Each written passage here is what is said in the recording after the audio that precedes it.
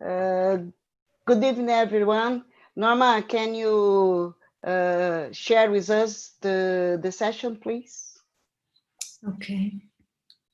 So we'll begin with Dr. Chan. He's the chairman of UIC Department of Ophthalmology and Visual Sciences. He's going to present the department in some minutes, and then we'll have the first case presented by UIC, coordinated by Dr. Soledad Cortina and the resident Andrea. So, Dr. Chen, it's a pleasure to have you here, and I'm talking on behalf of our department too. Wonderful. So first, I want to say thank you for arranging this and for inviting us to be part of your grand rounds.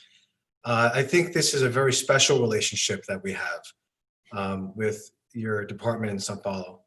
And you know, I will tell you a little bit about my history in my short presentation, but really want to discuss our department and give you a little bit of an overview about our relationship, which I think is a very special relationship. I'm going to share my screen now.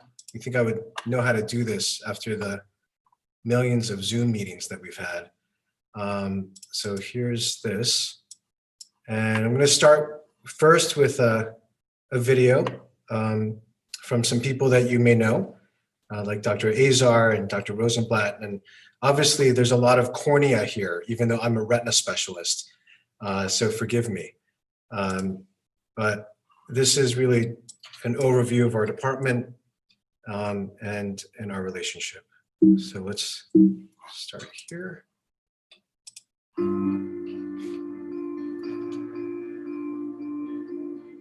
People really care about our mission. They want to make sure that we give excellent care for all.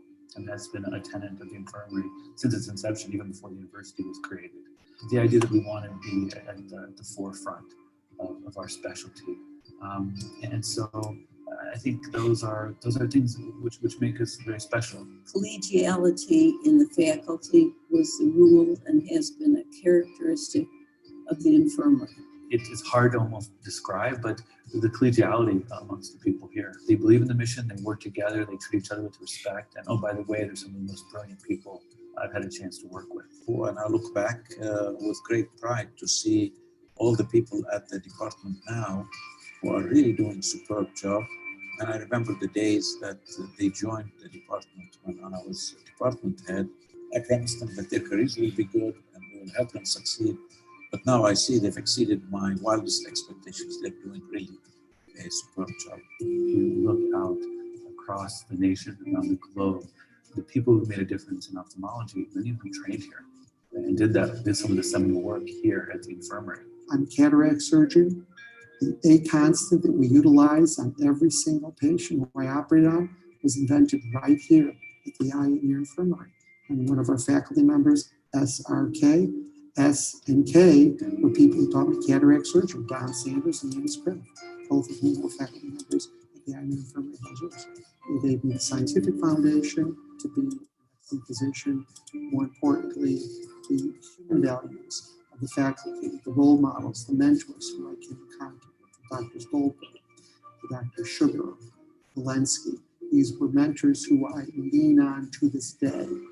At that time, we're talking about 1971, 72, all blowout fractures were operated on 100%. Otherwise, everybody's going to have double vision the rest of their life and be disfigured. And from 1 year at the infirmary, we didn't operate on anybody. And we found that almost everybody got better without surgery.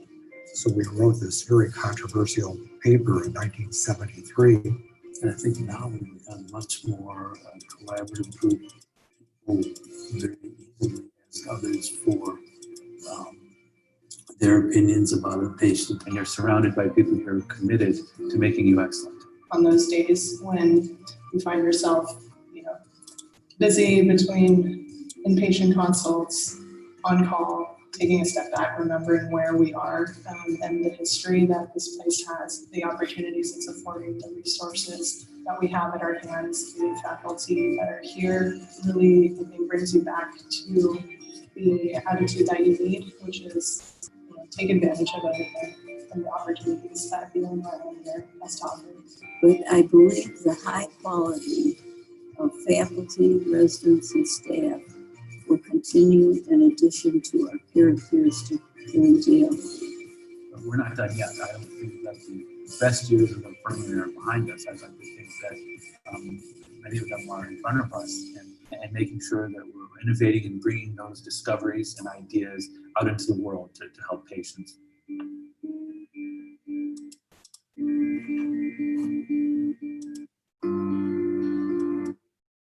So I just wanted to share that video. It gives you a little bit of an overview about our department. And really, I think that one thing we should know is that this is one of the oldest departments of ophthalmology in the United States, right? So founded in 1858 by Edward Holmes, and we have on our walls this saying from him, which is, "May each of you grow old in the service of others." And I think for many of us at the infirmary, this is a very important motto for us, and things that we follow, that we serve, right? We serve a very special community, and this department is rich in history and in innovation, and has really developed many of the leaders in the field. You know, for example, Paul Sieving was a resident here who was director of the NEI and multiple department chairs throughout the country and also throughout the world. And I think many would argue that the modern day infirmary is really founded and grounded with this gentleman, Dr. Goldberg. So Dr. Morton Goldberg, who was, I believe he was 32 years old when he first came to UIC and was chair of the department at the Eye Infirmary back in 1970.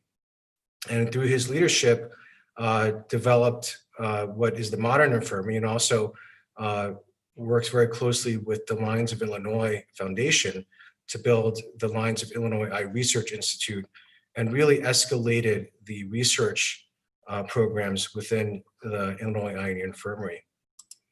When you think of the innovations that have come out of our department, people like Dr. Payman, Dr. Marilyn Miller, and Dr. Payman, many could argue, were among the first to start vitrectomy surgery.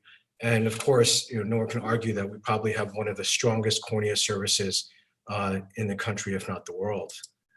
One of the things that I find interesting also is the number of department heads that have come through our department. So after Dr. Goldberg, you can see here the number of prominent ophthalmologists who have been leaders in our department, from Dr. Walensky, Chandler, Dr. Polito, Dr. Sugar, who I also believe is on the line with us, Dr. Edward, who's still in the faculty, Dr. Azar, Dr. Varma, Mueller, and of course, Dr. Rosenblatt, who's our executive dean now. And Dr. Azar, Mueller, Rosenblatt, Edward, and Sugar, and Walensky are still on our faculty, which is wonderful. So they've been great mentors to me. One of the things about our department and any department, it's about the people, right? So we have outstanding leaders in ophthalmology. This is some of our leadership, of course, Dr. Tu, who's head of our cornea service, and the many luminaries in our field. Outstanding leaders on every single service, from pediatric ophthalmology, Dr. Azar, and I know Norma and Wallace know Dr. Azar very well. One of the most gracious, wonderful pediatric ophthalmologists I've ever met, and very talented. We have an outstanding group in the GVHD service with Dr. Jane, and also the cornea service, of course, with Dr. De La Cruz, Cortina, Jalilian, and the pro service and artificial cornea program with Dr. Shorter and Dr. Cortina. These are some of our clinical programs. We have a very comprehensive ophthalmology department, right? We cover all fields. One of the things that we are starting to develop here is also an inherited retinal disease and genetics program. Historically, Dr. Jerry Fishman, who is a longtime faculty member at UIC in the infirmary, is now joining us to help establish this with Dr. Jason McInerney and Dr. Robert Hyde, who was a previous resident with us. But looking at some areas of excellence, and I'll focus on cornea, Norma, because of you and Wallace, of course, and Soledad. world-class GVHD service, pros and artificial cornea program. We also have incredibly strong oncology and also pediatric retina and ROP care. I think our residency and fellowship programs, our clinical training programs are second to none. I mean, we have a world-class training program. So we have a rather large program in the United States. We have now 36 trainees, clinical trainees, in addition to a number of research fellowships as well. One of the things we also pride ourselves on is our international programs. We train a number of international fellows every year. Obviously, with COVID-19, that slowed down a bit. We're not able to host as many in-person trainees, but that's something that we've done through the generations, and we always welcome that. We have a world-class training facility, the Kless Family Ophthalmic Surgical Training Simulation Center, which is really, really cutting edge, has every single piece of equipment that you need to learn in a wet lab setting, in addition to phenomenal webcast and e-learning opportunities, as well as an IC, right? So the simulation units with faculty who are really dedicated to surgical training. From a research perspective, we're number 5 in the US for ophthalmology departments for NIH funding. So we have a very, very robust research program. And when you see here, we have over $16 million in funding. We publish extensively in every single field. So really average around 170 to 200 publications a year as a department in high impact journals. So our missions of education, research, clinical care, we're strong in every position. We have a very strong relationship with engineering here at the University of Illinois. So the University of Illinois is, generally speaking, in the top 5 programs for engineering in the United States. So we really take advantage of that. We have an innovation center where Dr. Liederman and Dr. Rosenblatt lead something called Orbit Lab with Peter Fanner, where they're building surgical instrumentation, as well as, interestingly, apps and other programs. We also have a very robust ophthalmic clinical trials and translational center, so clinical trials units, and we also partner with Verily and Google. One of our new initiatives is Artificial Intelligent Ophthalmology Center. We've been recruiting young faculty to build out AI systems, in addition to drug development, which is called the Illinois Center for Ophthalmic Drug and Diagnostic Development, which is led by one of our researchers, clinician scientist, Dr. Vinay Akalu. When you look at the relationship that we've had with Latin America and the Pan American, I don't know if Ana Luisa is here. Is she on this call? Dr. Hoffing? So I think she usually is. But yeah. So from a personal note, I first met her when I was on the board for the Pan American, when she was the president. I think that was back in 2013. But we've had very strong ties with our friends in Brazil, and you can see Camila Ventura and the Ventura family, Mauricio Maya. Here's Marilyn Miller, who's been very close friends with Camila and Liana in Recife.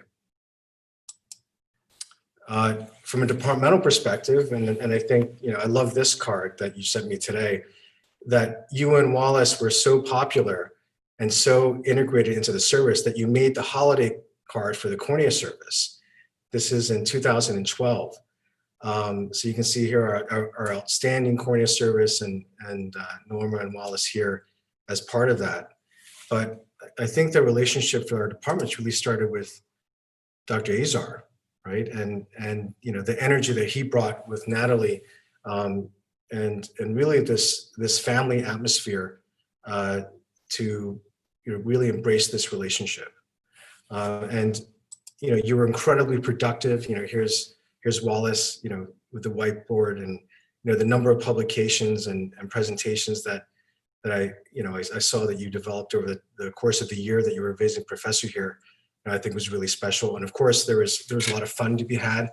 I think this is Jose de la Cruz catching a foul ball and giving it to Wallace at a Cubs game. And ever since then, you've been part of our family.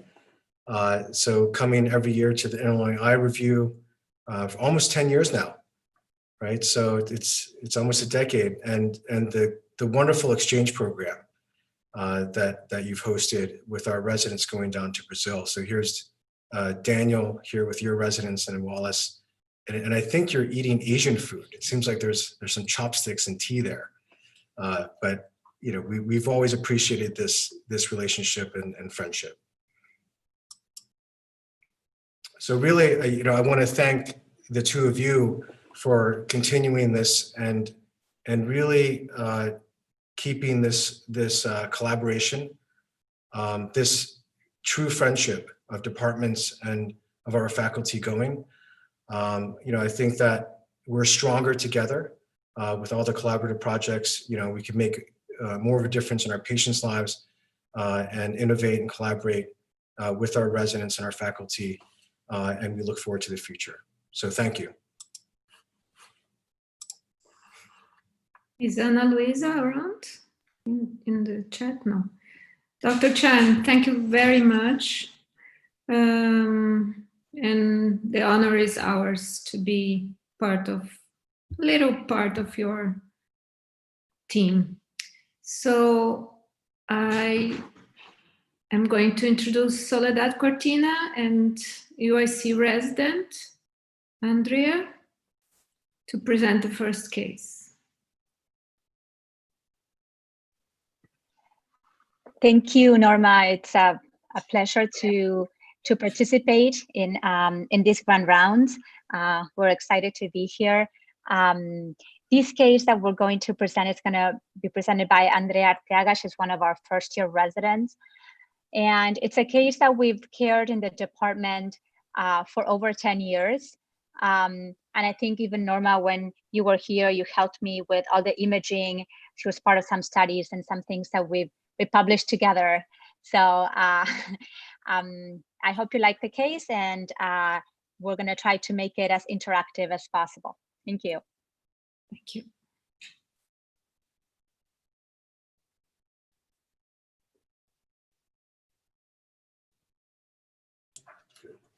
So hi, everyone. Again, my name is Andrea. I'm one of the first-year residents, and thank you very much for the invitation. As Dr. Cortina mentioned, we're going to present one of the cases for the grand route today. So, I think you and me. can you all hear me? Well, yes, well. Okay, good. Okay, and neither Dr. Cortina or me have any financial disclosures. So our patient is a 36-year-old female who was referred to our cornea clinic due to a progressive decrease in vision in both eyes, right worse than the left, with an unremarkable past medical history and an ocular history positive for an open globe repair when she was 2 in the right eye, and a ptosis repair years before our visit. So for her initial examination with us, her visual acuity for the right eye was hand motion, and for the left, counting finger, with thick pachymetry in both eyes, but worse the right than the left. For the anterior segment evaluation, here we can see a slit lamp photograph. Both eyes are very similar, and here a closer look of the same photograph. And we can see there's presence of hazy cornea, some irregular cornea epithelium, corneal neovascularization, and corneal stromal fibrosis. And then if we pay closer attention, we can see that there's a 360 degrees absence of the bulk palisades. And this is in the present bilaterally. And we can all agree that this corneal opacification is likely secondary to a lymphocyte cell deficiency in both eyes. So I would like to ask the audience, what would be the differential diagnosis for this patient? So who is going to ask for the resident? Nilva, right? Yes, we're going to ask to Zaida. Talk to us, please. Yeah, I'm here. So this case, we have a 36-year-old female patient with a chief complaint of decreased vision in both eyes, worst in the right eye. And you can see in our exam this corneal, this conjunctivalization in the cornea. When this happens, yeah, I agree, it's a limbal cell deficiency, a bilateral limbal cell deficiency. And we have to think of two big groups here. It could be a congenital or genetic cause, or it can be an acquired cause.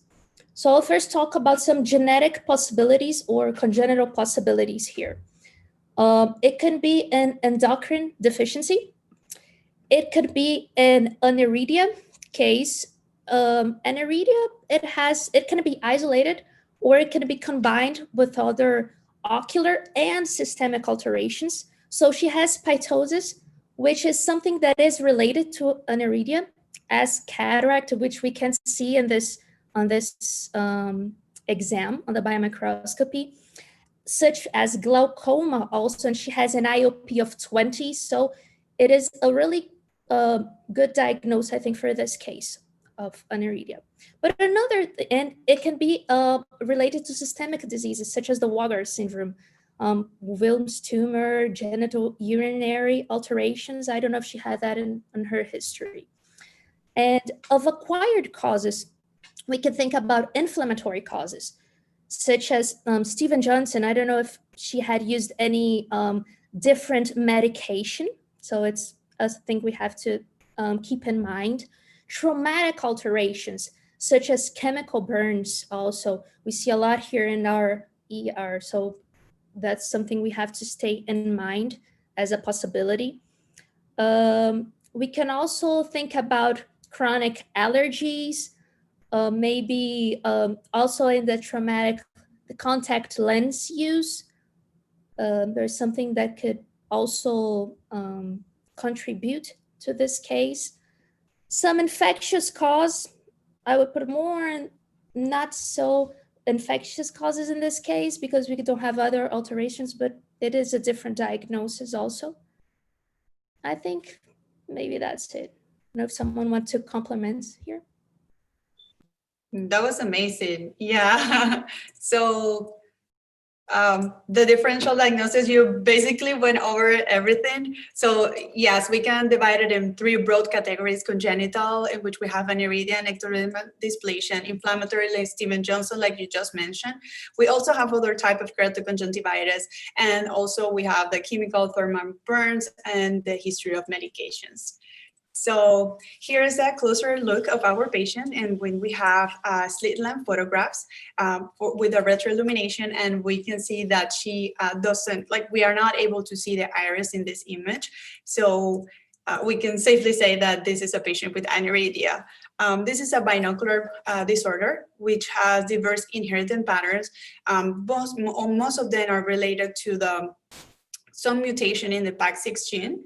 And as you mentioned, the sporadic form is associated with Wilms tumor, genital dysgenesis, and congenital disorders. Something that I didn't mention before, it is that this patient actually have 3 family members that have aniridia too, including one of her parents and then her son.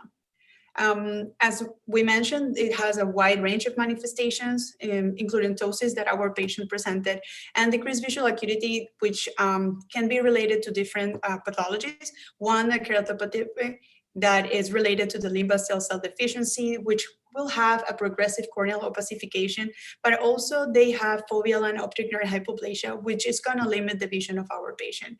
You also mentioned the glaucoma and the cataracts. So that was very, very good. The diagnosis is mostly clinical, and if we do an anterior segment OCT, we're going to see that there is only a rudimentary iris present. So talking specifically about aniridic keratopathy, this is the developmental abnormality in which we have loss of the limbal stem cell niche, and is present in 50% of the patient under the age of 10, and then in 100% of the patients that are in the adult age. Holland et al. Describe different stages, and the stages are really good because they help us to classify patients, but also will help us to guide and manage. So stage 1 is abnormal peripheral epithelium, and most of the time we use expectant management with preservative-free artificial tears. Then stage 2, we have a centripetal extension of this abnormal epithelium, and we have different options, but the mainstay is try to prevent the further loss of these stem cells.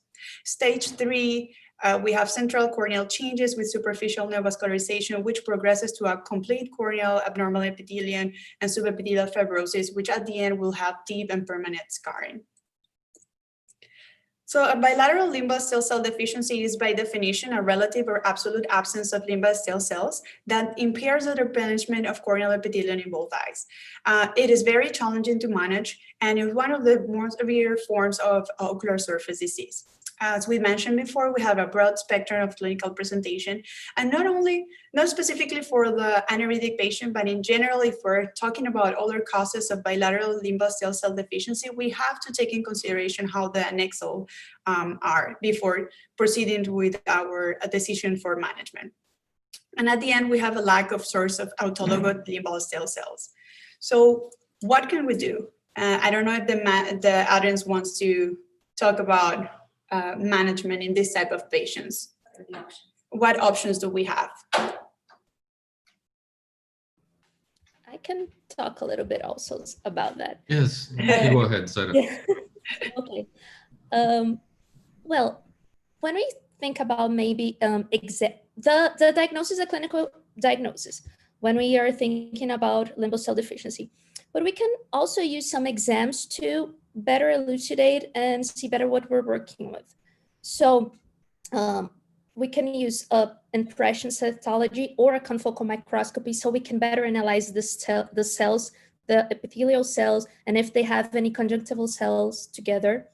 We don't have a lot of information there on the anterior chamber of the angle. And so maybe I would ask for an UBM also to better see that region. But in my opinion, it's a surgical case. So I'm thinking about maybe a penetrating keratoplasty, because I don't know if limbal since she had a lot of conjunctivalization and a lot of corneal alteration, I don't know if just a limbal transplant will be enough there. So I'm thinking more about a penetrating keratoplasty together. And until then, preservative-free lubricant, and maybe if it's available, amniotic membrane if it's causing a lot of symptoms in the patient. And what we should never forget in patients with genetic alteration is genetic counseling. And she's 36, maybe that's something we have to talk with her also. All right, that was great. So yes, we do have, so as you mentioned, this probably in the case of this patient, because it's very advanced, it's a surgical treatment. And then with surgical treatment, we have two main or broad categories. One would be the cell-based therapies, and then the keratoprosthesis. As you mentioned, so the cell-based therapy would be the first step, so we can actually address the deficiency of the limbal cell. And then after this procedure, patients can have a penetrating keratoprosthesis, as you mentioned. So briefly talking about the cell-based therapies, we have the allogenic types, in which we have the limbal stem cell transplant, both from cadaveric or living donors. These are a relatively inexpensive procedure that requires a long-term immunosuppression. And we know that this is a higher risk for patients older than 50. It also requires large amount of donor tissue, and this can put the living donor in risk of having limbal stem cell deficiency. And as we just mentioned, many patients will require an optical procedure like a PKP or a K-Pro after we do this.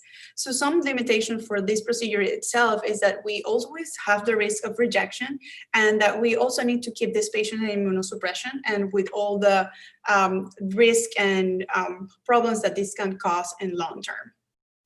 Then we have the ex vivo cultivation of limbal tissue.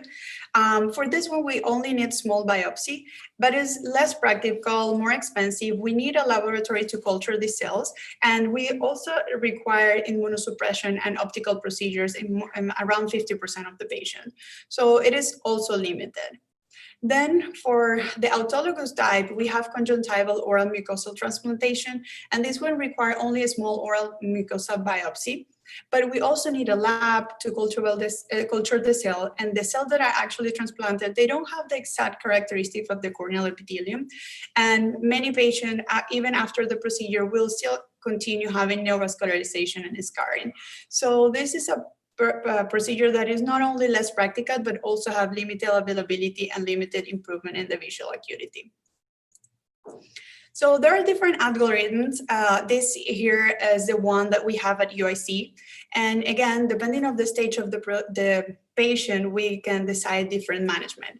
For stage 1 and 2, as we mentioned before, which would be medical management with preservative-free medications and try to preserve as much as we can the stem cell that we have. But then if we have patients with a stage 3 and 4, which are essentially patients that only have epithelial involvement, patients with low risk for graft failure or able to tolerate systemic immunosuppression, limbal cell transplantation is actually a great option to try to solve the baseline problem with them. Then if the patient is a little bit more advanced, we have the stage 4 and 5, in which are patients that have a stromal or endothelial involvement that are high risk for graft failure, or they're unable to tolerate the systemic immunosuppression, or this selected type of patient that we need a faster visual recovery.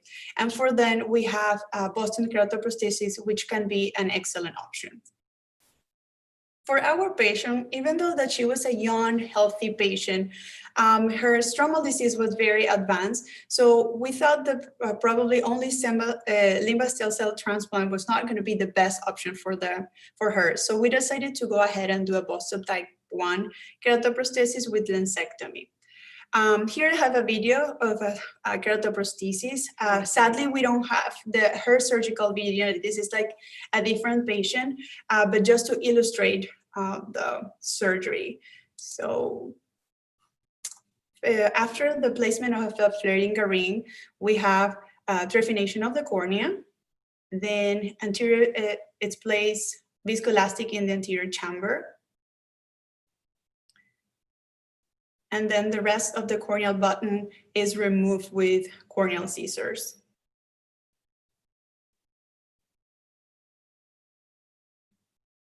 Then an open sky lensectomy is done. Cataract is removed.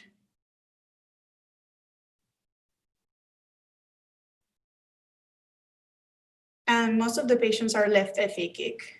In the meantime, the keratoprosthesis is assembled outside the surgical field and then brought in to be sutured to the patient's cornea. In this case, this is a titanium backplate. For our patient in particular, we use a PMMA backplate.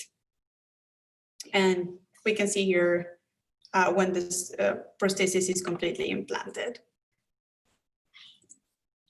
So going back to the clinical course of our patient, she had her surgery back in March of 2011. She had a Capra-1 plus lensectomy, and she achieved her maximal visual acuity that was 28 as fast as 2 weeks after the surgery.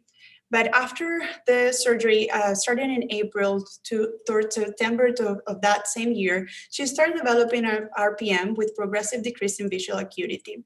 And we can see here in a slit lamp photograph in which we appreciate the membrane filling all the holes. I don't know if you can see my cursor, but you can see all the holes.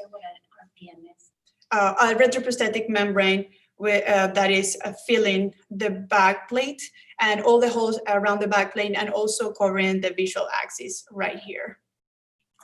So that was why it was decided to do a JEC laser in the post-op month 5 after her surgery. Shortly after this procedure, she started having a recurrence of the retroprosthetic membrane. And then after that, she had in September a tissue retraction and then melt. And it was necessary to change the keratoprosthesis at that time. Just 1 month after the surgery, she already started presenting a recurrence of her membrane. And she was already in topical steroids, but it was decided to start her oral steroids. And here we have a photograph of anterior segment OCT. And I don't know if you're able to see my cursor, but here we can see the retroprosthetic membrane around the back plate. And we can see that roughly measured 250 microns. And so because she had the history of this melt before, it was decided to do an early JAK shortly after the exchange of the Gabriel. It was only the post-op month 2. In January of 2012, she already had a very thick retroprosthetic membrane. She was already increased in topical steroids. She was using it 6 times a day, and it was decided to start her on Restasis twice a day. And also she started presenting increase in intraocular pressure, which she didn't have before. And she was started in topical medication. From February to July, she continued to have persistent elevated intraocular pressure despite of the topical and oral medications. And on her examination, in the photograph on the left, you can see that the optic nerve progress in cupping, and also her visual field seems to be decreasing. So it was decided to place a glaucoma drainage device in pars plana in August of 2012. After that point, her intraocular pressure was very well controlled, but she started to continue this very robust inflammatory reaction, not only to any foreign body, not only to the keratoprosthesis, but also to the shunt. And she developed episcleritis that was very difficult to manage around the shunt plate. And we can see it here in this slit lamp photograph, which there's a lot of inflammation around that area. She was already in topical and oral steroids as well as Restasis. And she continued to have this dense retroprosthetic membrane, which continued to progress until February of 2012, when she ended up melting one more time. So before I continue talking about what happened with our patient, I'm gonna do a quick stop talking about her complications. And this is a pathology from the first retroprosthetic membrane that was removed. This is our 2 slices of H&E of the retroprosthetic membrane. And we can see here the high inflammatory infiltrate of the cells, which is a bit higher of what normally is presented in most of the retroprosthetic membranes. And this is actually a very common complication, the most common complication presented in patients with retroprosthetic keratoprosthesis. And here from a paper from Dr. Cortina's group, it was included 50 patients, and it was decided to measure the thickness of these retroprosthetic membranes and the association of the development of melt that require a Gabriel exchange. And it was found that actually patients that presented thicker RPM are most commonly associated with melting. And they found that the thickness of these RPMs are around the 278 microns, which, if you can remember from the previous anterior segment OCT that I showed, that was very close of what our patient was presenting. Also, talking a little bit about glaucoma, this is a very challenging complication, and it's one of the common causes of permanent visual loss for patients with keratoprosthesis. And it's very challenging because of multiple reasons. One is that it's actually very difficult to measure the intraocular pressure in this type of patient, and most of the time we need to rely on palpation. Also, the follow-up is very difficult. We have visual field, optic nerve photograph, and RNFL OCTs, but sometimes only achieving these photographs, it can be very challenging for this patient, but they're always an excellent source to monitor them. And also the keratoprosthesis itself gives risk of glaucoma progression and de novo progression in a high rate. And specifically for our patient, she have multiple reasons why she can have high risk to having glaucoma. One is that she have aniridia, which is independent risk factor to have glaucoma because of what we talk later, that is a dysgenesis of the anterior segment. Also, she already have a keratoprosthesis placed. And then we see that this eye has been presented since the beginning of her postoperative course, a high level of inflammation to any foreign body, including the keratoprosthesis and then to the shunt. So obviously she is in a very high risk. When she had her surgery 10 years ago, it was not part of our protocol to do combined surgeries and implant shunt in patients that did not have any history or sign of increase in intraocular pressure or glaucoma. But over the years, we have learned that there are specific patients, specifically the anuritic patient, that they can actually benefit from combined Kipro and shunt devices implantation during the first surgery. So going back to our patient one more time, just to remember, we have a patient that has having a recurrent thick retroprosthetic membrane and contents melt. And she already was using her bandage contact lenses. She was already on topical and oral steroids with topical immunosuppression. And she had her Kipro already changed twice. So there are not that many options left. So in our opinion, of course, for the melting, she needed a keratoprosthesis exchange. But then, in our opinion, most of her complications were related to this robust inflammatory response that she was having. So it was decided to start her on mycophenolate 1 gram twice a day, and during this, after this surgery. And actually, she was in this medication for 4 years. Now she is currently in her postoperative year 6 after the 3rd surgery, or 9 after the 1st surgery. Her visual acuity is in her maximal visual acuity, which is 20/80. She only developed a mild RPN that is covering only some of the backplate holes, as we can see here in the photographs to the right. And actually her visual axis is pretty clear. At this point, she has been off of the medication for 2 years and she's doing very well. So what would be the take-home pearls? Well, first, that bilateral limb cell deficiency is a very challenging pathology to manage. There are multiple options depending on the stage of this keratopathy, and the Boston keratoprosthesis is actually a very good option for long-term results and visual rehabilitation. To the right, I have a survival curve, and which it represents all the different treatments that we can give to this patient. And actually, the keratoprosthesis is this line in green, is the one that have the best visual outcomes long-term. Compared with all other procedures. We do know that there are sight-threatening complications that may occur in this patient, but if we follow them closely and managed by an experienced team, we can always provide a good visual outcome. And this patient demonstrated the difficulties of the management of patients with aniridia. She had the 2 most common complications, and in her case was very difficult to manage, which were retroprosthetic membranes and melting and the glaucoma. But as we can see for her outcome, all these complications that can be managed effectively if we have the appropriate team. Thank you. Thank you very much, Andrea. Very interesting case. I'd like to have the comment by Lauro, Dr. Lauro. Soledad too. And Soledad first. And Soledad, of course. First, yeah. Thank you. I think we wanted to present this case just to show, the challenges that, this pathology has for treatment, but also, how keratoprosthesis can be successful, but it does take a lot of work and we can expect complications. So I think of this patient as one of my most successful patients. She's had the artificial cornea for almost 10 years. She's had maximal visual improvement and has sustained that. She's been able to be, a working mom and have a normal life because of this.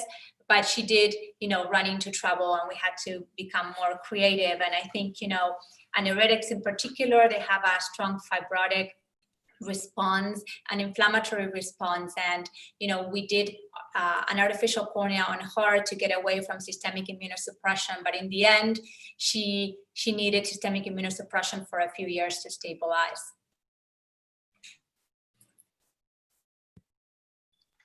Lauro? Hello, can you hear me? Yes. So, nice to see you again, Soledad. Nice to see you, Lauro. It's always good to see friendly faces. Congratulations for the case.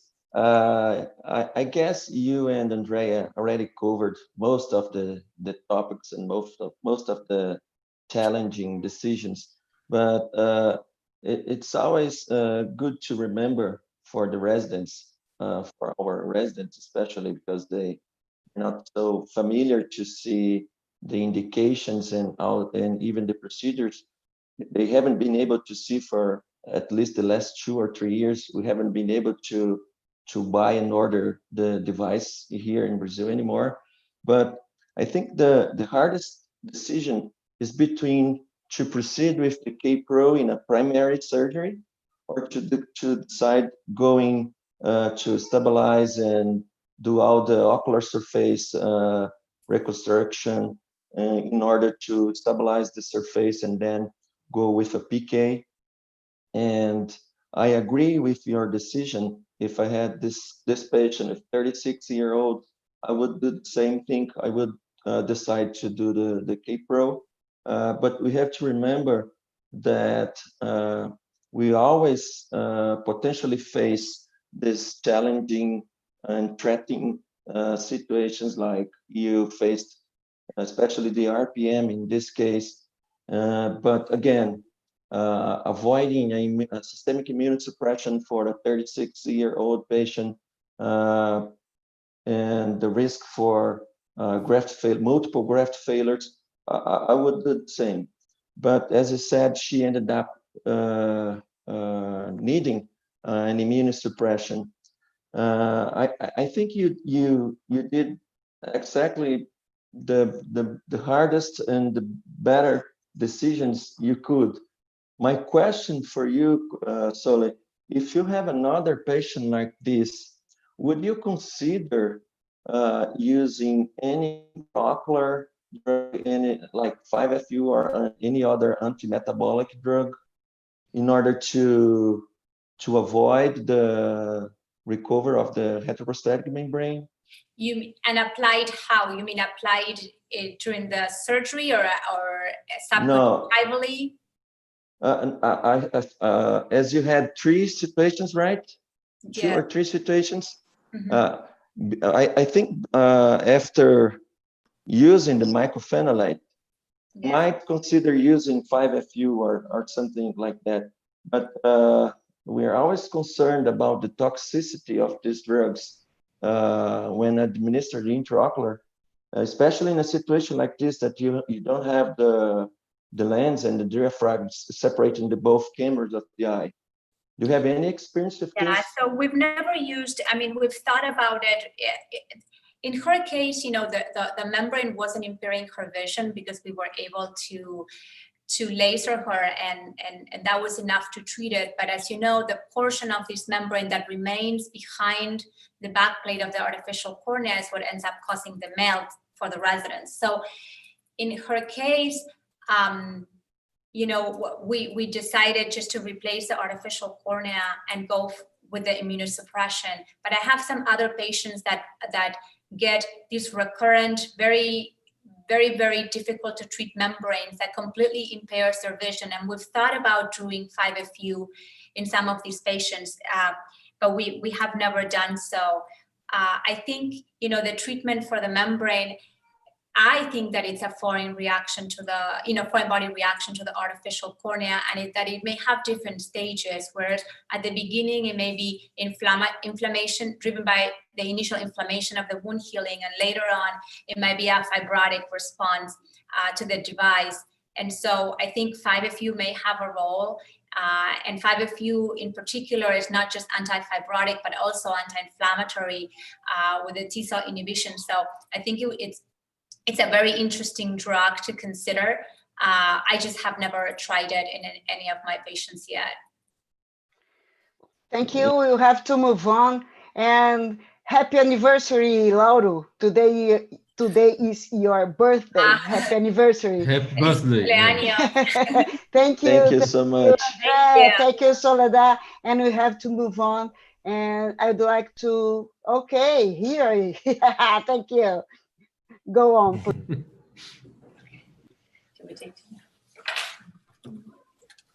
Can you hear me?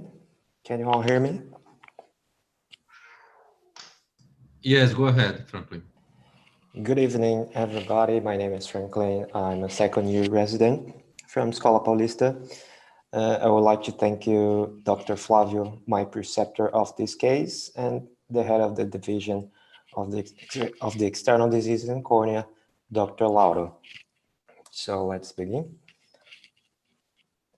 The patient is a 61 years old female patient whose chief complaint was a low visual acuity since her childhood, and that worsened in the past 5 years and associated with photophobia.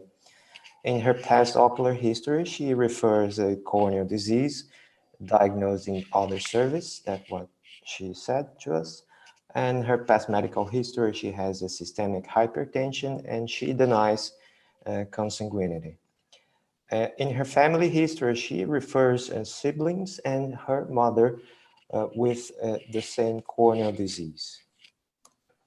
In her ophthalmologic exam, she had a visual acuity of 20/150 in her right eye and 20/70 in her left eye. Her intraocular pressure was 14 millimeters of mercury in both eyes. I will be showing the anterior biomicroscopy photos. She had a preserved and symmetric corneal sensitivity and no alterations in her fundus exam. This is the anterior biomicroscopy of her right eye. Franklin, you can go ahead and describe yourself. Okay, she has normal eyelids and eyelashes, a clear conjunctiva, and she presents with these granular opacities in the central cornea with clear gaps in between them, and these opacifications doesn't happen in the periphery corner. Atrophic iris, and she was phakic. In her left eye, she had a very similar exam, showing those opacities in the central corner, sparing the periphery of the cornea. We had a genogram also. The patient I'm presenting is the subject number 1 in the red circle. And so for the diagnostic hypothesis, can I go on? Zaira, could you go again? Oh, Yeah. poor Zaira, come on. Yeah, no problem. So we have here a patient with an epithelial stroma corneal dystrophy, and we have to open our hypothesis for the dystrophies that affect that area. So I would think basically an granular dystrophy, macular dystrophy, avellino, and maybe raised bucklers, which is more inferiorly. Okay. Very well. So, as Zaira said, we have a progressive, non-inflammatory, a genetic corneal disease with a pattern of autosomic dominant inheritance, presenting with bilateral stromal central granular lesions with clear gaps. We think about of the group of the epithelial stroma, TGFBI-related corneal dystrophies, such as, like Dr. Zaira said to us, the granular corneal dystrophy, the Heisbeckler's corneal dystrophy, Piobanke, and lattice corneal dystrophy. Because of the characteristics of the lesions, we stay strong with the first diagnostic hypothesis of the granular corneal dystrophy, type 1. As for the management, I would order an anterior segment OCT to better see until which segment these lesions are, and then program maybe a PTK if it's more in the upper part, or a transplant, a lamellar transplant if it's more deep in the stroma. Perfect. So as for the first exam, auxiliary exam that we ask is the anterior segment optical coherence tomography to better evaluate those opacities. And here we can see in her right eye, the hyperreflective opacities go through all the stroma since the Baumann layer until the deeper layer of the layers of the stroma. And here in the left eye as well is all the stroma is affected. So we decided to go on with a phacoemulsification with a deep anterior lamellar keratoplasty, a DOLC, starting in her right eye. I don't have unfortunately the surgery video, but in the post-operative appointment 5 months later, she had a best corrected visual acuity of 20/50 with that refraction. And this is the aspect of the post-operative patient. We can see the clear graft is, the graft is clear. And she was pretty satisfied with the results, the patient. And this is the result from the histopathological exam. And so here with the hematoxylin eosine dye, we can see the deposits staining the eosinophilic deposits. And here with the Masson trichrome dye, we can see a strong red coloration of the deposits, which doesn't leave much doubt. We are facing a granular dystrophy. Going back to the genogram, we also had contact with the individual number 5, as I marked here, which is her nephew. And I show you very briefly the photos of his exam, very similar to her aunt with the granular opacities. He had, I think, 35 years old, and he also had a phacoemulsification with DOLC surgery with good results, post-operative results. So I would like to say a few words about granular dystrophy type 1. The granular dystrophy type 1 is related to a gene, a mutation, the TGFBI gene, which stands for transforming growth factor beta induced, which is responsible for the keratoepithelium production, which is a corneal protein. And this alteration is characterized by phenotypic heterogeneity, which means that a same gene can cause different diseases. This is the group of the epithelial stromon TGFBI related dystrophies, as I showed you before. So just a few more words about our patient's case. The granular dystrophy type 1, also known as the corneal dystrophy Groenon type 1. The onset starts in childhood as early as 2 years of age. This first picture is of a child. We can see that starts with these brownish opacities in the superficial layers of the stroma, superficial to the Baumann layer. And as the patient ages, those opacities goes more to the periphery, although it doesn't affect the limbus. And they also grow more deep in the epithelium, from the epithelium to the descending membrane. And the light microscopy, the light microscopy study, it's very characteristic. The deposits stain in intense red with the Masson trichrome dye. And then finally, I would like to quickly cite this article for anyone who can read about more about corneal dystrophies. This is the IC3D classification of corneal dystrophies, the second edition. The first was in 2008. And this is the more recent in 2000, published in 2015, which has a complete overview of all the corneal dystrophies and how they make the classification that's nowadays more used. So we can see here that they separate the groups according to the layers of the cornea that is most affected, starting with the epithelial and subepithelial dystrophies group, which we can see the epithelial basement membrane dystrophy and those others. We have the group of our patient, the epithelial stromon TGFBI dystrophies, complying device Bickler, Theo-Benken, and lattice corneal dystrophy. We have next the stromal dystrophies, including the macular corneal dystrophy and Schneider dystrophy. And for the last, the endothelial dystrophies, such as the Fuchs endothelial corneal dystrophy. This is the end of the case. This is my bibliography. Thank you very much. Thank you, Franklin. Flavio? Yes. Flavio, please can you comment on your case? Yes. So I'm going to just do quick 3 comments because of the time.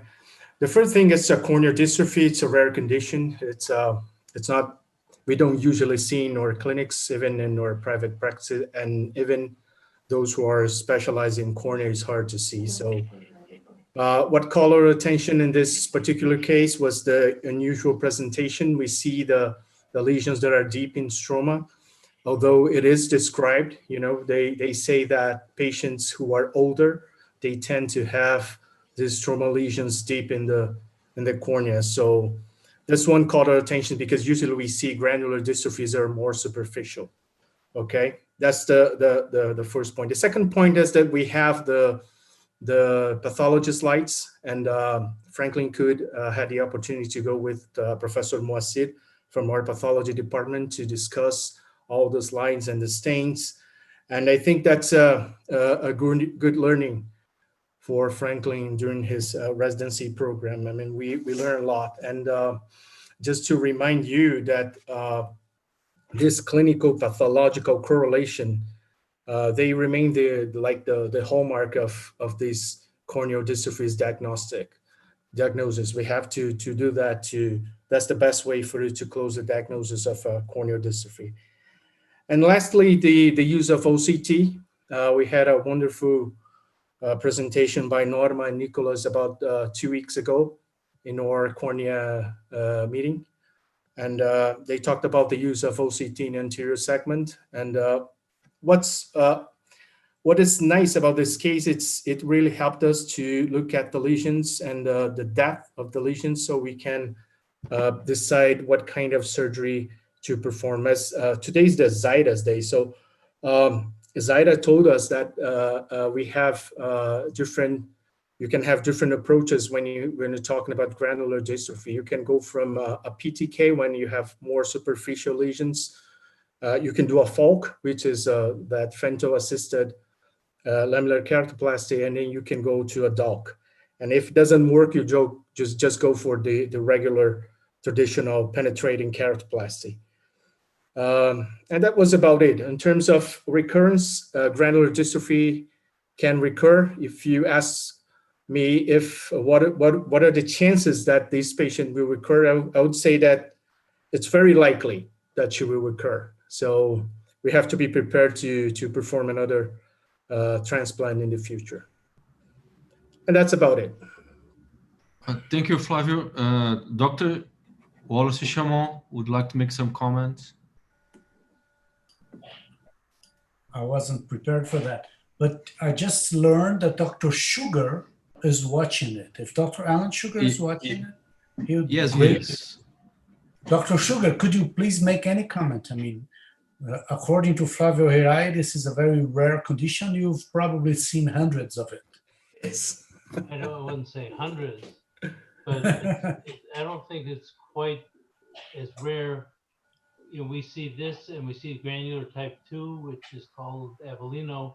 And we've also seen a few patients with what used to be called superficial granular, but was really double dominant. So they had, instead of being heterozygous, they were homozygous dominant, who had very aggressive disease. And we did a DALK on a kid when he was 7 years old, and he's had multiple recurrences since.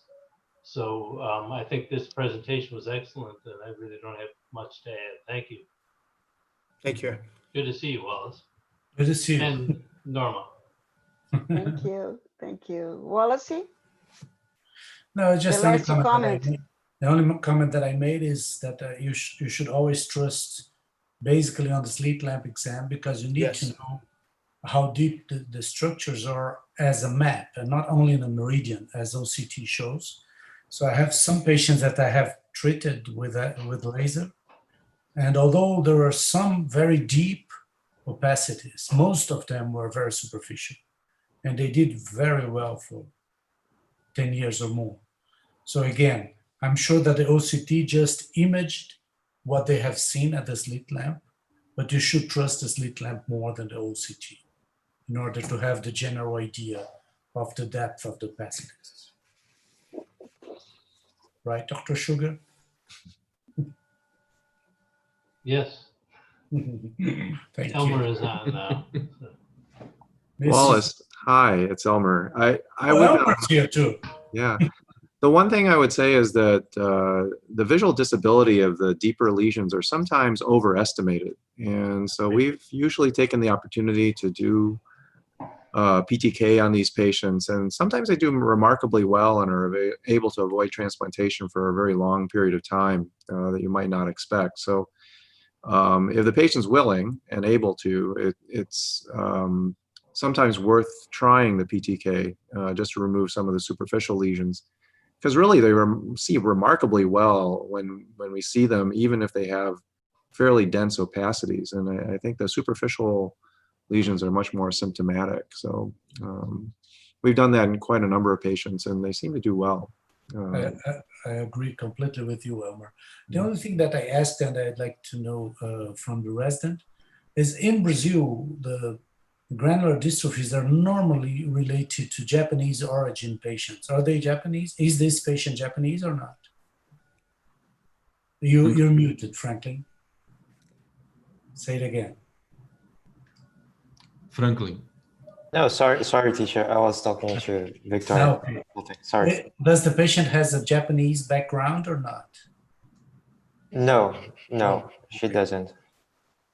Okay, thank you. Thank you, Elmer, for your comments. Thank you very much. Thank you. Thank you now all we have to move on again. Arnaldo, now, please. I'm going to change into Portuguese now. Yes. Arnaldo. Portuguese or English? In Portuguese now. Em portunhol, o português.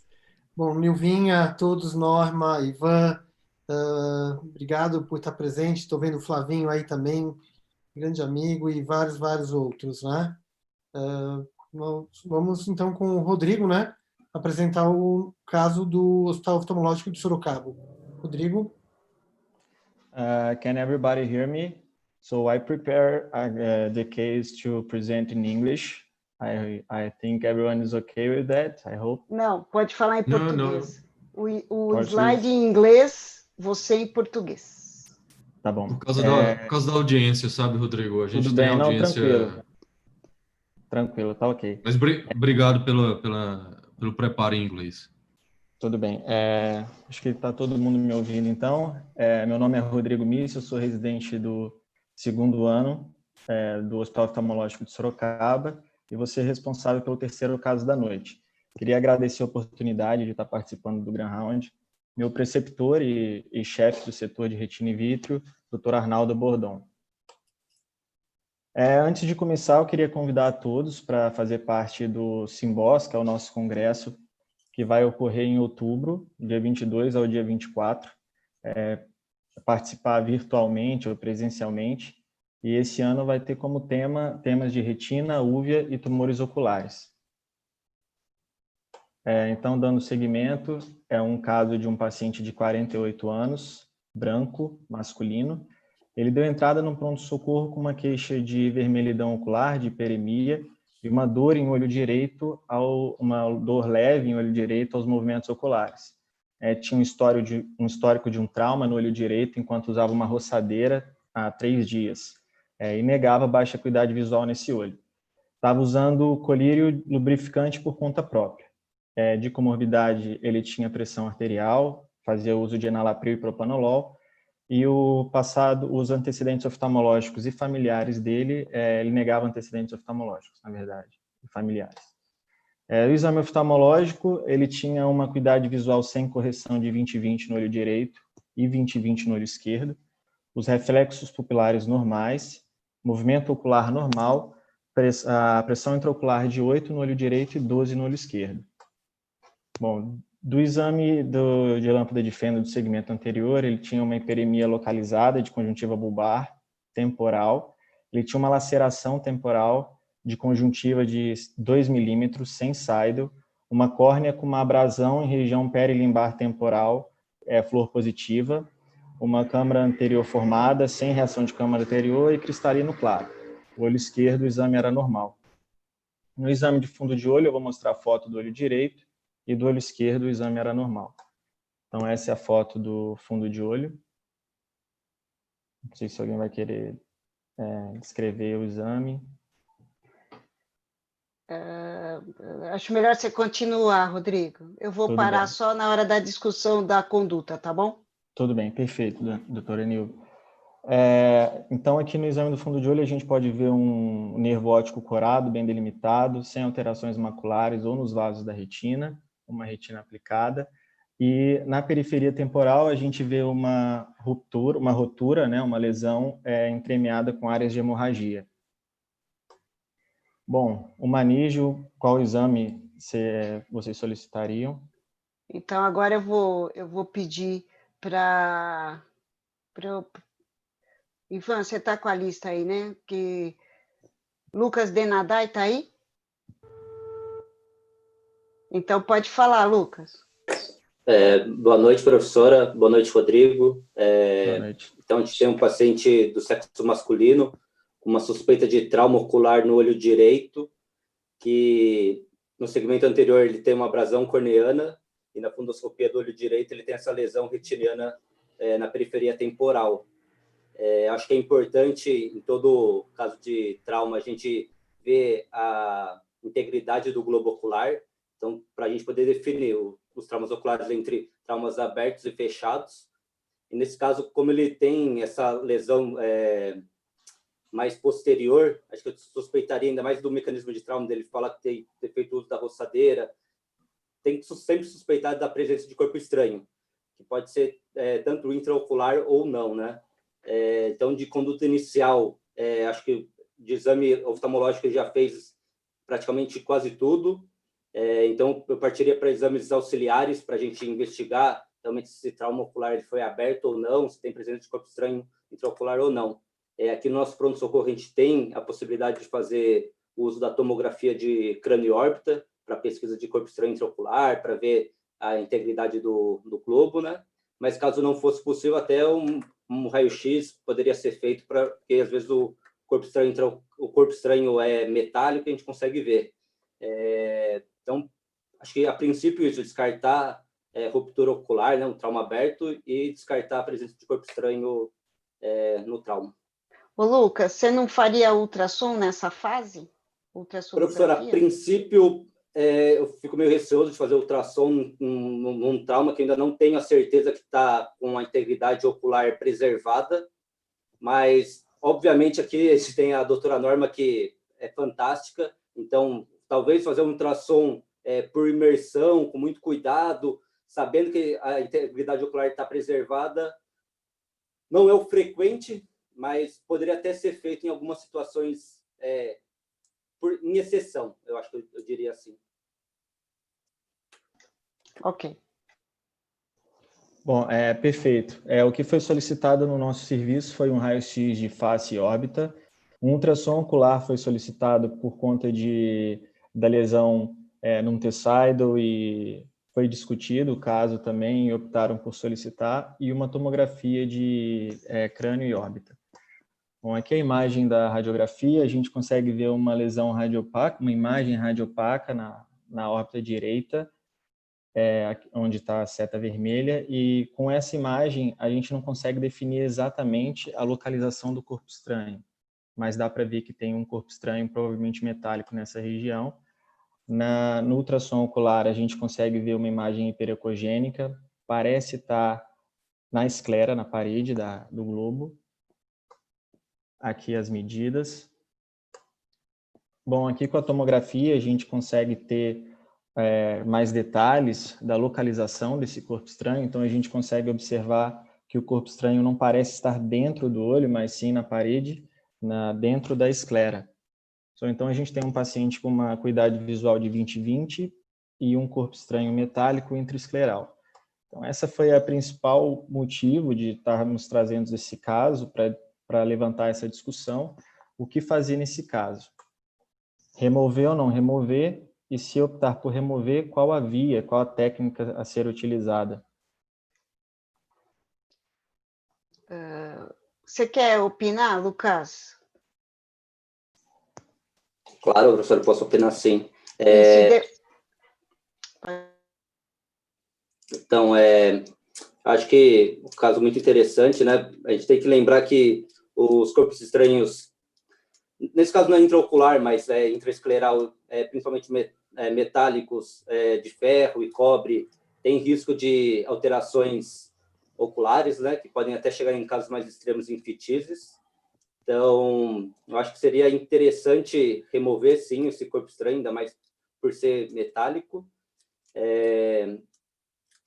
Pela técnica, acho que por ele estar intraescleral, acho que um manejo externo, acho que dependendo da posição, se não for muito posterior, talvez seria o ideal, para a gente não ter nenhuma lesão da parte interna.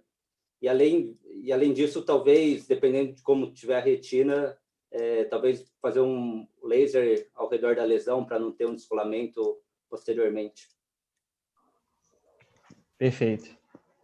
O que foi decidido de fazer no nosso serviço foi exatamente isso. Foi feito um laser ao redor da ruptura para bloquear essa ruptura e impedir um descolamento secundário de retina antes da extração do corpo estranho. Então, essas fotos mostram o momento da cirurgia. Foi optado por realizar uma extração por via externa. Foi feita uma peritomia temporal.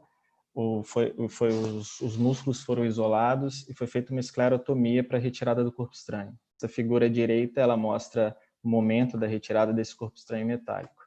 Aqui eu trouxe um breve vídeo do momento da retirada.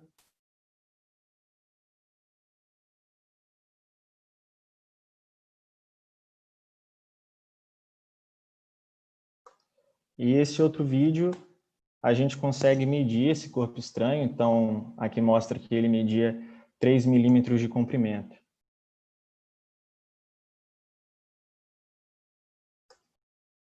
Bom, no primeiro dia de pós-operatório, o paciente apresentava uma acuidade visual sem correção de 20/80 no olho direito. Ele tinha o exame de lâmpada de fenda, uma hiperemia de conjuntiva bulbar temporal de 3 cruzes, né, a conjuntiva bem coaptada, os pontos patentes, uma córnea clara, uma câmara anterior formada e sem reação de câmara anterior. O cristalino é claro. No olho esquerdo tudo normal. O que ele tinha que chamou a atenção foi uma restrição na abdução de -4. A pressão intraocular era de 6 e o exame de fundo de olho eu vou mostrar, no olho esquerdo estava tudo normal. Esse é o exame de fundo de olho do primeiro dia, a gente consegue ver o nervo bem delimitado, sem alterações na mácula ou nos vasos retinianos. A gente consegue ver as marcas prévias de laser ao redor da ruptura. Foi feito um ACT de retina, mostrando que não havia alterações maculares. Bom, esse paciente retornou no 8º dia de pós-operatório, tinha uma acuidade visual sem correção no olho direito de 20/25, né, no olho esquerdo de 20/20. O exame de lâmpada de fenda do segmento anterior e posterior eu vou mostrar fotos. Né, os movimentos oculares eu vou mostrar foto das versões, o paciente não referia diplopia. Bom, aqui é as fotos do segmento anterior, a gente consegue ver um cristalino claro, uma conjuntiva bem coaptada, com os pontos patentes, uma câmara anterior formada, a córnea flúor negativa. Então, aqui as fotos das versões, eu sei que não está com uma qualidade tão boa para análise, mas esse paciente, a supradestroversão, a destroversão e a infradestroversão, ele tinha uma limitação, né, de abdução do olho direito, e na infraversão ele tinha um desvio comitante em V. Bom, foi feito um laser adicional ao redor da ruptura, foi opcional essa conduta, e esse paciente continua no nosso serviço acompanhando, isso é o que a gente tem até agora dele, foi bem recente que o paciente veio, e eu vou fazer uma breve revisão de corpo estranho intraescleral. Bom, já se sabe muito bem a toxicidade dos corpos estranhos intraesclerais quando eles são intraoculares, desculpa, mas quando o assunto é corpo estranho intraescleral, ainda se tem pouco conhecimento. Então, apesar dessa falta de conhecimento e poucos casos relatados de corpo estranho intraescleral, já se sabe que eles causam alterações focais, tanto na coroide como na retina, devido à migração do ferro. E algumas complicações associadas são catarata, siderose e infecção secundária. Aqui mostra vários estudos e, fazendo uma breve revisão, pode-se ver que esses vários estudos mostraram a potencial toxicidade do corpo estranho intraescleral, né, do ferro intraescleral, incluindo a siderose, né, siderose bulbi. E essa doença, ela deve ser sempre lembrada quando a gente encontra um corpo estranho intraescleral intraocular composto por ferro. É uma condição clínica que pode ocorrer até 18 dias depois da lesão, até muitos anos depois, né? E ela tem um desfecho que é uma perda irreversível da visão.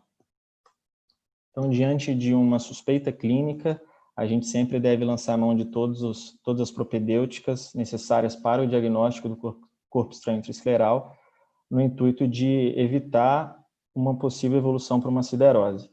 Né? O exame padrão ouro é a tomografia, e o eletroretinograma é outro exame que pode ajudar não só no diagnóstico de siderose, como também no acompanhamento desses pacientes. Ele pode estar normal ou hipernormal no início da doença, e à medida que a doença progride, ele vai tendo uma gradual diminuição de sua amplitude. Bom, essas são as referências utilizadas. Obrigado. Bom, Arnaldo, quer comentar, por favor? Nilva, acho que pode descompartilhar a tela, né? Uhum. Esse caso, esse é um caso que esse paciente, ele, na verdade, ele correu um grande risco de voltar daqui a alguns anos, ou um ano, talvez, com baixa de visão por siderose. Porque ele tinha uma visão de 20/20, o olho, ele tinha aquela laceração, aquela hiperemia que a gente sabe que é autocelante, e a hiperemia assumir, e ele simplesmente poderia achar que não foi nada, e não vir a um serviço oftalmológico, tá certo?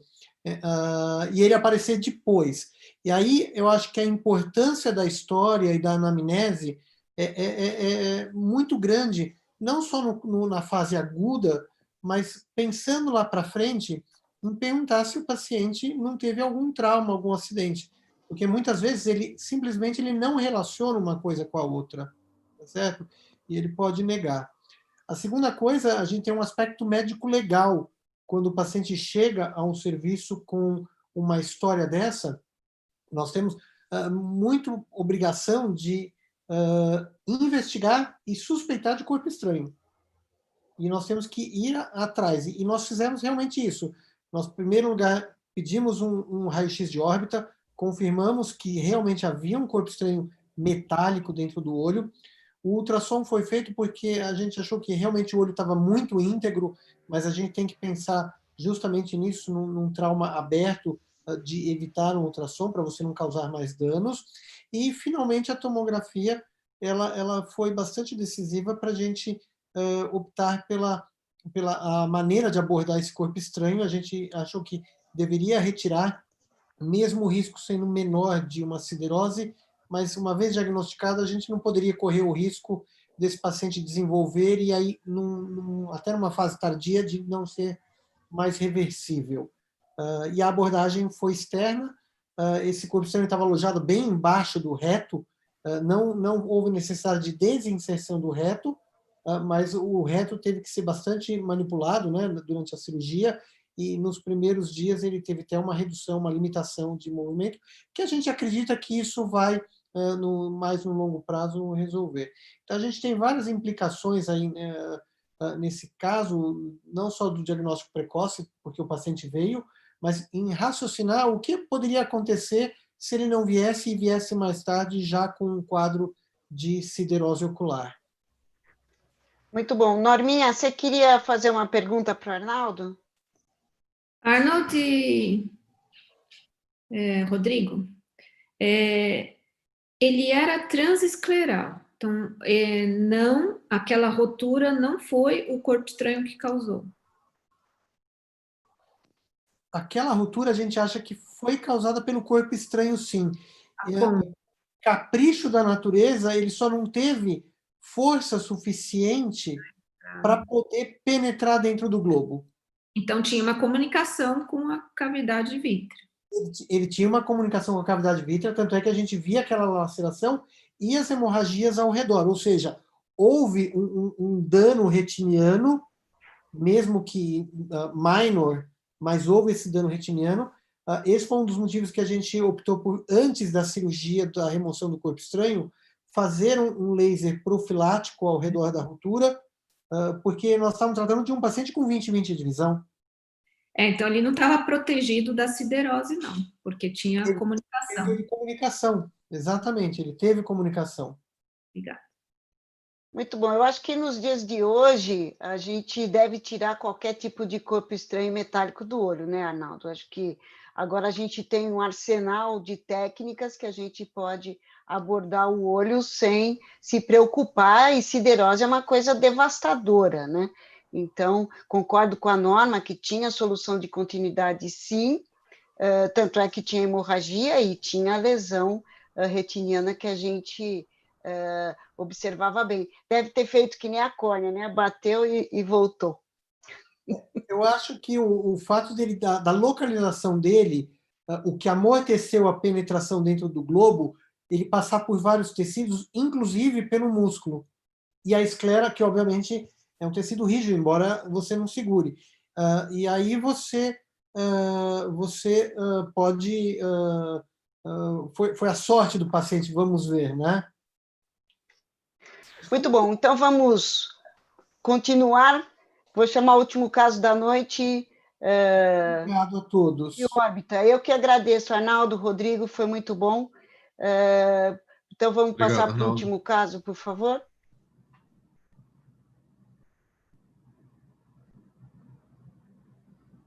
Boa noite, todo mundo me ouve? Sim. Meu nome é Mariana Davi, eu sou residente do 2º ano de serviço e vou apresentar o último caso de hoje, então, que é do setor de órbita. Minha orientadora é a doutora Sabrina Show e o chefe do setor é o doutor Paulo Góes. O caso é de um paciente masculino de 50 anos que tinha como queixa principal uma proptose do olho direito há 3 anos. Essa proptose ela era indolor, associada à hiperemia ocular e a edema periorbitário intermitente. Ele negava uma baixa de acuidade, mas relatava alguns sintomas sistêmicos, como dispneia, edema na região das glândulas parótidas e um episódio prévio de hemoptise. Ele negava febre e também negava perda de peso. Nos antecedentes pessoais, ele era ex-tabagista e ex-usuário de drogas. Nos antecedentes oftalmológicos, ele relatava um trauma ocular no olho esquerdo, com baixa visão associada na infância, e negava antecedentes familiares. No exame oftalmológico, ele apresentava uma acuidade visual de 20/20 no olho direito e de movimento de mãos no olho esquerdo. Na exoftalmetria de base de 103 milímetros, a medida do olho direito era 30 milímetros e no olho esquerdo 22 milímetros. Vou mostrar fotos da ectoscopia e da biomicroscopia anterior de ambos os olhos. A pressão intraocular era dentro da normalidade para ambos os olhos e os reflexos pupilares estavam inalterados no olho direito. O olho esquerdo apresentava um reflexo direto e consensual pupilar de 2 cruzes, em 4, mas sem defeito pupilar aferente. E na motilidade ocular ele apresentava uma limitação da abdução do olho direito. A fundoscopia era normal do olho direito e era difícil de avaliar no olho esquerdo por uma opacidade de meios. E além disso, no campo de confrontação do olho direito, ele não tinha alteração. Eu posso dar sequência com a descrição? Bom, aqui então na ectoscopia do olho direito, a gente consegue avaliar um edema periorbital, uma proptose e uma hiperemia conjuntival. E na ectoscopia do olho esquerdo, ele tinha esse edema mais localizado na pálpebra superior temporal, na topografia da glândula lacrimal, que levava uma pitose em S, desse olho esquerdo. Durante o exame físico também foi observado que ele não tinha alteração à palpação do rebordo orbitário, A lesão ela apresentava uma consistência de tecidos moles, não era aderida a planos superficiais nem a planos profundos, e tinha ausência de frêmito e ausência de sopro quando era auscultado a órbita. E tinha uma discreta resistência à retropunção orbitária direita. Aqui na imagem em perfil a gente consegue ver em mais detalhes, sedema e propetose do olho direito. Quando o paciente olhava para baixo e para a esquerda, a gente conseguia avaliar essa lesão abaulada temporal superior na topografia da glândula lacrimal direita. A biomicroscopia anterior do olho direito, ele tinha pálpebra e cílios sem alterações, tinha uma hiperemia conjuntival de 3 cruzes nesse olho, uma córnea que, quando avaliada sobre fluoresceína, tinha uma ceratite punctata inferior, uma câmara anterior ampla, não tinha reação de câmara, a íris era atrófica e ele era fásico. Da biomicroscopia do olho esquerdo, ele tinha pálpebras e cílios sem alterações, tinha uma hiperemia conjuntival de 1 cruz, uma córnea com uma opacidade estromal em eixo compatível com o leucoma, uma câmara anterior formada, sem reação de câmara, e uma opacidade cristaliniana. A partir, então, dessa história do exame físico oftalmológico, a gente tem que pensar em causas relacionadas a um quadro sindrômico de proptose progressiva unilateral indolor, sem associação com baixa de acuidade visual, mas com um aumento bilateral de glândulas lacrimais também. Dentre as causas inflamatórias, seriam as vasculites, como a granulomatose com poliangeite e a síndrome de Churg-Strauss, a doença inflamatória da órbita, a doença relacionada ao IgG4, a sarcoidose, a ichthiocitose e a doença relacionada à tireoide, a orbitopatia relacionada à tireoide. De causas infecciosas que poderiam dar um quadro semelhante, em primeiro lugar, a gente pensa na tuberculose, mas também temos que excluir sífilis, e das neoplásicas, as doenças linfoproliferativas. E, por fim, o olho esquerdo tinha esse diagnóstico de cegueira secundária ao trauma ocular. Para a conduta. Vou chamar a Beatriz para falar a conduta. Boa noite. Então, nesse caso, a gente tem que, pensando nos principais diagnósticos diferenciais, pedir exames de sangue inflamatórios, como PCR, VHS. A gente tem que pedir,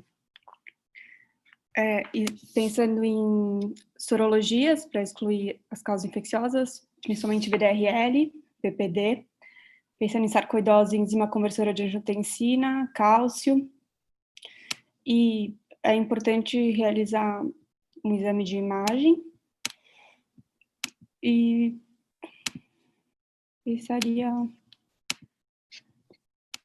também é importante, pensando em doença relacionada a IgG4, porque esse paciente apresenta um aumento de glândulas lacrimais bilateral e aumento de glândulas salivares, né, que pode dar nessa doença, pediria uma dosagem de IgG4 com a eletroforese de proteínas.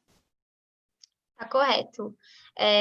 Pensando, então, no segmento desse caso, a gente pediu alguns exames laboratoriais gerais, como hemograma, função tiroidiana, o PCR também, o PPD e a sorologia para sífilis, e alguns exames reumatológicos para cobrir as nossas hipóteses diagnósticas, então, anticorpos relacionados à tireoide, anticorpos do grupo ANCA, a eletroforese de proteínas também.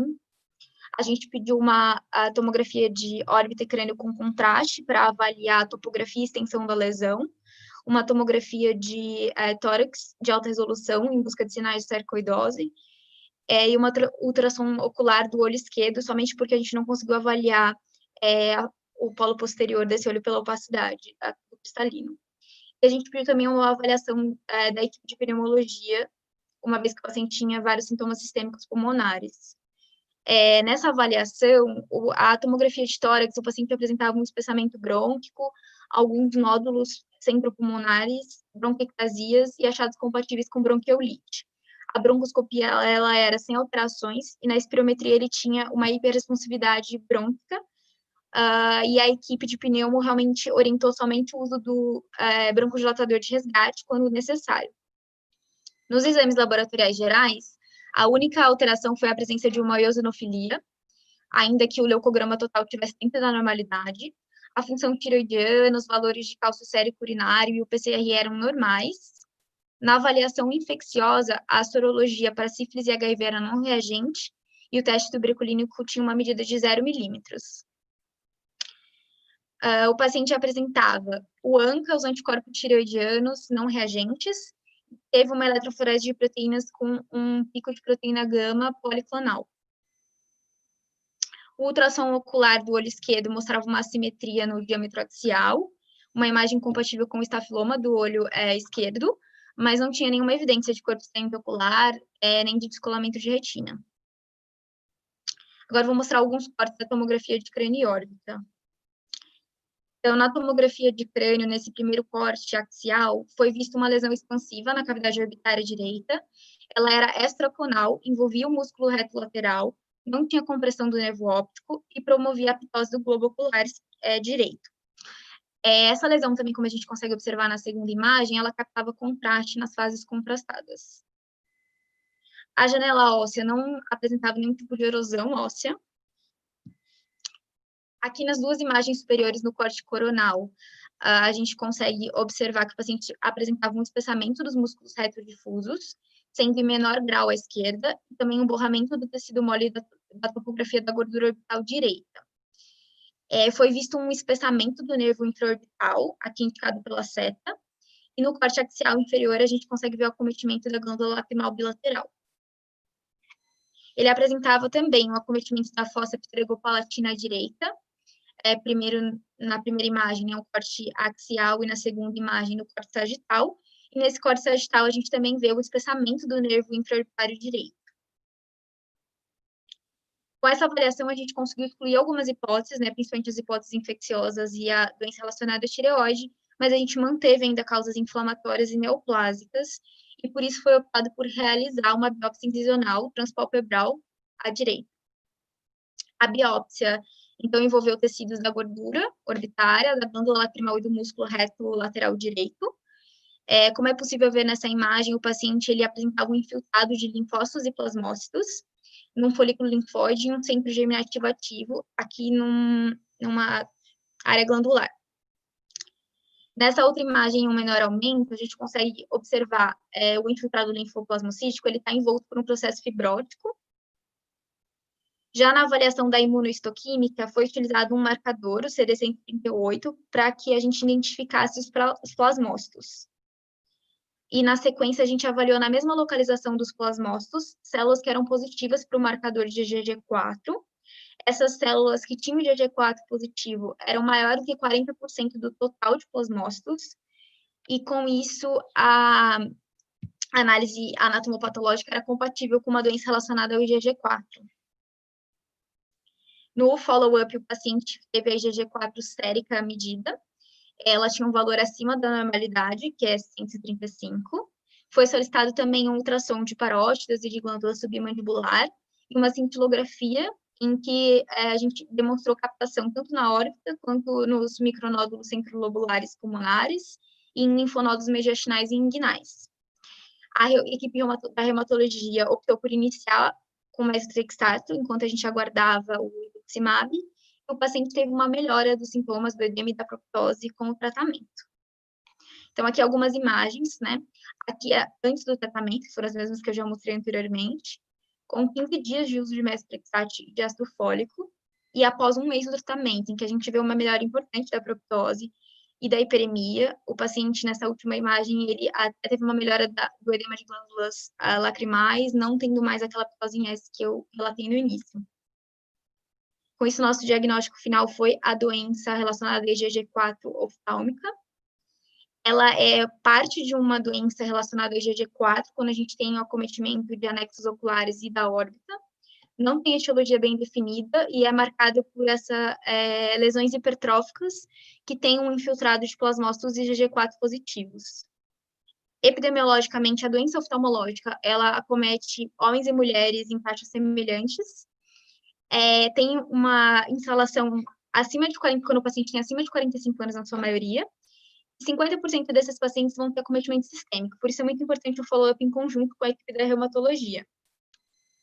Existe um critério diagnóstico, no qual a gente tem essas lesões hipertróficas que o nosso paciente tinha, tem um critério hematológico, que você tem que ter IgG4 sérica superior a 135, que o nosso paciente também tinha, e 2 critérios histopatológicos, do infiltrado linfoplasmocítico e de mais de 40% dos plasmócitos com esse IgG4 positivo, que o nosso paciente também tinha.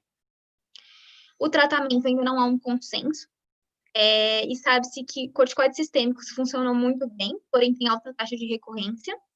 A gente pode utilizar o rituximab como imunoterapia e ainda imunossupressores como methotrexate e azitioprina. Era isso, muito obrigada. Sabrina, você quer comentar o caso, por favor? Sim. Primeiro, parabéns, Mariana. Acho que você conseguiu apresentar que é um caso bem rico, né? A gente escolheu esse caso mesmo pela riqueza de comemorativos. E para a maioria que é oftalmologista geral, realmente, assim, num paciente que tem proptose unilateral progressiva, IgG4, doença relacionada a IgG4, não é a primeira hipótese, né? Tem que pensar principalmente em causa sistêmica num paciente que, apesar da queixa dele ter sido unilateral, ele tinha aumento da glândula lacrimal bilateralmente, ele tinha queixa de aumento nessa região da glândula parótida, tinha queixa respiratória, né? Por isso toda aquela lista de hipóteses diagnósticas que a Mariana mostrou. E aí, na investigação complementar, viu que ele tinha hipergamma-globulinemia, tinha eosinofilia, tinha um IgG4 sérico aumentado. Isso tudo fala a favor de doença relacionada a IgG4, mas não são achados exclusivos dessa doença. Podem até, inclusive, não estar presentes, né? Uma coisa que eu queria refrisar aqui é que a tomografia, em particular, nesse paciente, ele é um livro aberto, assim, porque os estudos recentes mostram que tem um estudo da Mayo Clinic que eles fizeram com vários especialistas, eles fizeram um estudo retrospectivo de 27 pacientes que tinham confirmada essa doença IgG4 por biópsia, e aí se viu que mais de 90% assim, tinha aumento da musculatura ocular extrínseca, que era bilateral a maioria das vezes, e o músculo mais acometido era o reto lateral. Além disso, o tendão do músculo costumava ser polpado, tinha associado glândula lacrimal aumentada, o nervo infraorbitário espessado, a mucosa do seio, do seio espessada também, a infiltração do tecido de gordura orbitária. Então, eles sugerem até que quando você vê uma tomografia de um paciente que tem um aumento da musculatura ocular extrínseca, que principalmente é do reto lateral, e tem um desses outros comemorativos que eu falei, a principal causa, aí ela deve entrar sim a doença relacionada ao IgG4, até mais que outras doenças que aumentam o músculo, como, por exemplo, a orbitopatia de Graves, né, que a gente sabe estourada, né. Outra coisa, então, a partir de tudo isso, a gente conseguiu fazer um diagnóstico possível, mas realmente o definitivo precisa da biópsia e precisa ter esses comemorativos que a Mariana mostrou, né? Ter um padrão histológico que é compatível com o aumento de infiltrado linfoplasmocitário, com fibrose, né? E que tem um IgG4 aumentado, mas não adianta ser só o IgG4 aumentado tecidual, porque tem outras doenças que também têm isso. Então, tem que ter essa relação do IgG4 em relação ao IgG total maior que 40% e mais que 10 plasmócitos produzindo IgG4 por high power field, que eles chamam. E aí o tratamento é bem isso que a Mariana explicou, né, corticoide, rituximab,